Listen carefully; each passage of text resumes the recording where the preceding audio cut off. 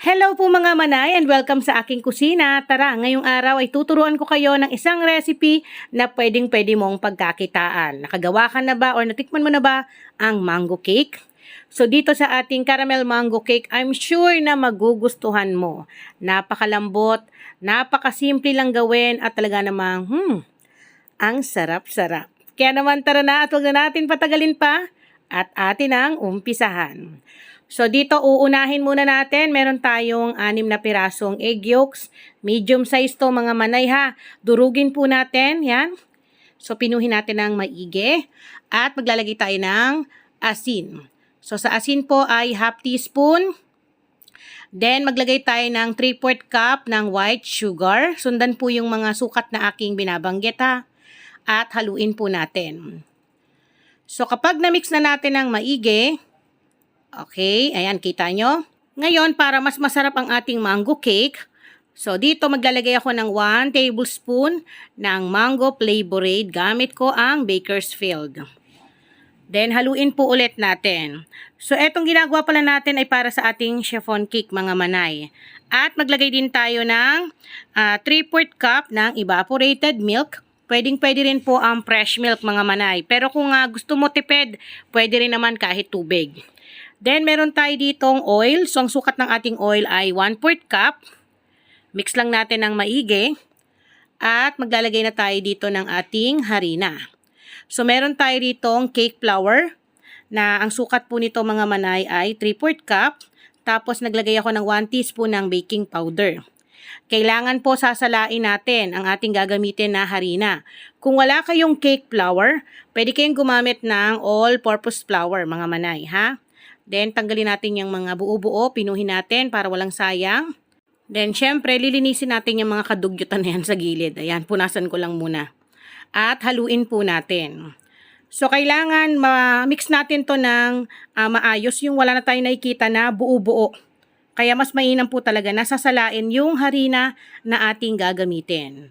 At kapag nakikita nyo na ganito na, ayan, kita nyo? So, pinong-pino na siya. Wala na tayong nakikitang buo-buo. Set aside muna natin to. Dito naman tayo para sa ating merang mga manay. Naglagay ako ng half teaspoon ng cream of tartar. Tapos, 6 pieces ng egg whites na medium size to. Lagi ko naman to sinasabi para makuha yung stiff peak para sa ating merang. Kailangan walang basa ng tubig yung inyong gagamitin na lagayan. Wala din po kahit anong oil, kahit yung inyong mixer, kailangan walang basa. So mag-add tayo pa unti-unti ng half cup ng white sugar. So haluin po ng maigi, naka high speed po itong aking hand mixer. Pwede kayong gumamit ng stand mixer.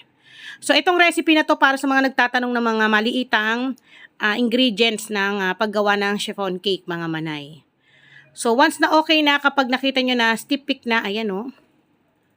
So, ang ganda na.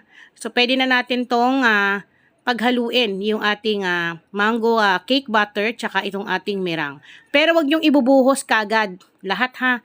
Kailangan hatiin nyo po sa dalawa. Para po hindi nabibigla yung ating merang sa paglagay ng ating mango cake batter. Then, saka natin ilagay yung natitira. So, pwede na natin yan ibuhos lahat. Then, sa paghalo po, kailangan pa-fold mga manay ha. Huwag po tayong atat, yung parang gigil tayong maghalo na nagmamadali. Kasi may tendency na matanggal yung air ng ating merang, bumaksak yung ating chiffon cake. So, kailangan foamy pa rin. Ayan. So, once na okay na, pag nakikita nyo na iisa na yung kulay, wala na tayong nakikita nasa baba na mango cake butter. So, pag ganito na yung texture ng ating chiffon cake, so, pwede na natin tong ilagay sa ating mga pan. Yung camera ko hindi sumusunod nagbe-blurred. So dito gagamit po ako ng dalawang 8x2 na size ng pan mga manay, or pwede nyo rin tong ilagay sa mga pan na meron kayo dyan. Kung gusto nyo yung mga cupcake pan, pwede naman. So hatiin natin sa dalawa. Ganyan lang. Kung gusto nyo naman ng ibang flavor, kung gusto nyo ng mocha, pwede nyo palitan ng 1 tablespoon ng mocha flavorade or chocolate or buko pandan. Then, itap lang po natin ng 3 beses. Itataktak natin para matanggal yung air sa loob. Walang butas-butas yung ating cake. At isa lang natin sa ating oven. Bali, ibibake po natin to sa init na 180 Celsius ang init ng 55 minutes. Then makalipas po ang ilang minuto, so pwede na natin tong hanguin dito sa ating oven at kailangan ibaliktad po kagad. Itaob nyo kagad sa isang cooling rack. At habang pinapalamig natin ang chiffon cake natin mga manay, magluluto naman tayo ng ating mangga. So meron akong slice dito na 2 pirasong mangga, kailangan po hinog na hinog. Maglalagay tayo ng 1/3 cup ng asukal. Then haluin ko lamang po ng konti, tas buksan ko na yung ating kalan. So dito maglalagay ako ng 1/4 cup ng tubig para mapatamis natin tong ating mangga. So, kailangan lutuin natin to para po maiwasan yung nangingitim yung mangga sa ibabaw ng ating cake. Ito po yung technique. Then, mag-a-add ako ng 1 teaspoon ng mango flavorade para naman yung aroma talaga niya ay talagang napakabango. Then, hayaan po natin to hanggang sa kumulo. At once na kumukulo na, ayan mga manay, bali niluto ko lamang siya ng 3 minutes na hinahayaan ko siya ng kulo ng kulo at maglalagay tayo ng slurry.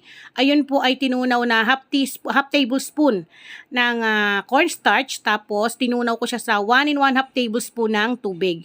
Then haluin, tas ayun po yung ilalagay nyo dito para po lumapot.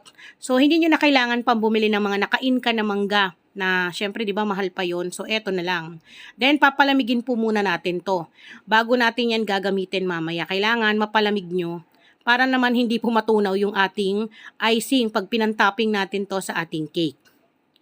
Makalipas nga po ang, ayan, 1 oras. So, naiwanan ko to dahil may ginawa pa ako. Tatanggalin ko na yung ating cake. So, ganyan lang, gamit lang kayo ng stick na kahit ano dyan. Tapos, palibot nyo po na, kumbaga, guhitan para matanggal ninyo ng dahan-dahan. Ayan. Pinersa ko na mga manay. So, ganito kalambot yung ating mango chiffon cake. Ayan o. Bali dito nga pala mga manay, kung mapapansin nyo, wala na po akong nilagay na parchment paper o kahit nagpahid ako ng oil. Sa ating pan ay wala na. So, rekta ko na siyang nilagay sa ating pan na 8x2 ang sukat. So, ganyan lang siya kadali. Basta kailangan po ang technique kapag hangunin nyo ng inyong cake, itaob nyo po kagad sa isang cooling rack. Nakataob po para hindi siya yung bumaksak yung inyong chiffon cake. Ayan o. So, kita nyo naman napakalambot niyan. Tapos, grabe, ang bango. Habang binibake ko talaga, amoy na amoy ko yung mangga. The best talaga yung mango flavorade ng Bakersfield, mga manay. Lalo na kung gusto mo talaga yung enhance yung flavor ng cake mo. So, yan, gaya na sinabi ko, pwede nyong palitan ng mocha kung gusto nyo mocha or buko pandan or ube. So, sobrang lambot talaga. So, ngayon, pwede na tayo mag-assemble ng ating caramel mango cake. So, ito yung aking icing. Ano ba yung gamit ko lagi? Siyempre, sakalam. Whip it lang ang sakalam, di ba mga manay? So, nagpahid ako ng caramel fudge it. Then, naglagay din ako ng caramel fudge it na palaman natin sa gitna. Pero, hindi ko naman dinamihan kasi yun lang mga manay. Kapag chiffon cake yung ating gagawing cake, hindi siya pwedeng lagyan ng mga filling na mabibigat sobra. Dahil may tendency talaga na babaksak dahil sobrang lambot niyan. Then pagkalagay natin ng icing, naglagay na tayo ng mangga.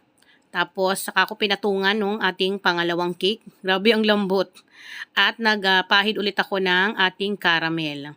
Caramel fudge it mga manay. Pagkatapos niyan, i-cover na natin to or ipo-frosting na natin ng ating whip it paste.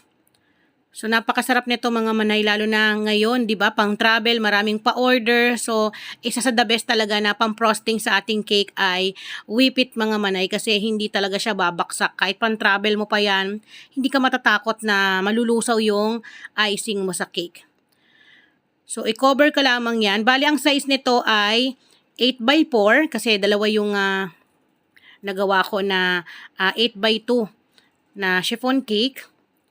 So, simple lang to mga manay kasi ito yung request ng aking partner dahil birthday niya ngayon. Ito yung request niya, gusto daw niya malambot na cake at ang gusto niya daw ay mango cake. So, syempre, sino ba tayo para humindi? Lalo na kung gumagawa nga ako ng cake para sa iba, sa mga pa-order ko eh. Yung pa kayang partner ko ang may birthday, hindi natin gagawan. Then, pinakinis ko lamang po yung palibot at yung ibabaw. Ganyan lang. Pwede rin kayong gumawa ng mga maliliit na ganito mga manay ha. Then yung ating chiffon cake mga manay, pwede nyo rin pong gamitin yon sa yema cake. Kaya dun sa mga viewers ko na nagtatanong, kasi may mga nagtatanong ng maliit lang daw na recipe para daw matry lang nila. So, eto pwede nyo pong itry. Tapos, gumamit ako dyan ng scraper para may arte ng ganyan. At, yan. Naglalagay na tayo ng design sa ibabaw. Siyempre, lalagyan din natin yan sa baba. So, any tip naman na design, pwede kayong gumamit ng 1M na tip or 2D tip. Nasa inyo kung ano yung mga tip dyan na meron kayo. At, ang pinaka pang-iibabaw natin ay yung ating minatamis na mangga na niluto kanina. O, diba? Ito palang mga manay, napaka-presentable ng tignan. Talagang nakakagutom tignan. Then, yung kanyang pinaka-syrup, ayan, nilalagay ko sa gilid para may arte. 'Di ba? Iba yung atake niya, oh. Pangsyala. Sino ka dyan ngayon? So, ito na yung ating mango cake. Pero dahil ginawa ko nga siyang caramel mango cake. So, eto mga manay, ito po ay caramel fudge it. Tapos, sinaluan ko siya ng 1 teaspoon ng mocha flavorade. Para po mag-darker yung kanyang kulay. Then, eto na. 'Di ba buhay na buhay yung kanyang design? Akala mo mango bravo pero caramel mango cake lang to mga manay. So ayan, ito na po ang ating simpleng cake na pwedeng-pwede nyong itry, pwedeng-pwede nyong pagkakitaan at the same time hindi kayo mapapahiya sa lasa. So ayun lang, paalam.